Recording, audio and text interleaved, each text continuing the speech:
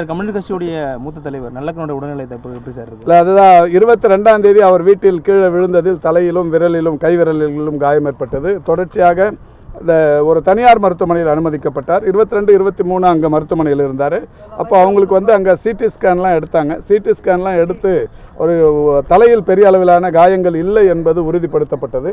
இந்த நிலையில் 24ஆம் தேதி இரவு 10:30 மணிக்கு அவருடைய குடும்பத்தினர் அவரை ராஜீவ்காந்தி அரசு மருத்துவமனையில் சேர்க்க வேண்டும் என்று சொன்னார்கள். உடனடியாக அந்த மருத்துவமனையில் சேர்த்து தொடர்ச்சியாக இந்த 4 நாட்கள் பார்த்து கொண்டிருக்கிறோம்.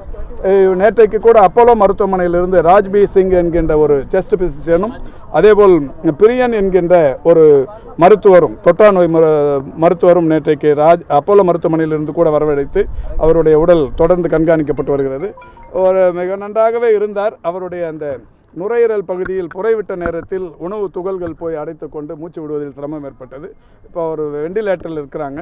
இந்த முழுமையாக செயற்கை சுவாசத்தை செய்து கொண்டிருக்கிறார்.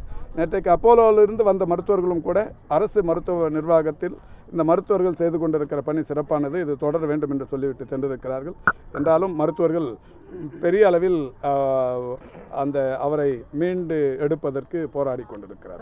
அமைச்சர் ஏவாவேலு பேசும்போது முதலமைச்சர் பயணம் செய்வதால சிறிய அளவிலான உடல்நல பிரச்சனை ஒன்றும் இல்லைங்க. இப்போ காலையில் கூட 3.5 கிலோமீட்டர் வாக்கிங் போயிட்டு தாங்க வரேன். அவர் கூட ஒன்றும் இல்லை, நல்லா இருக்காரு. வெளிநாட்டு பயணத்தில் ஏதாவது மாற்றம் இல்லை, எதுவும் இல்லை. நாளைக்கு நீங்கள் ஏர்போர்ட்டுக்கு வாங்க.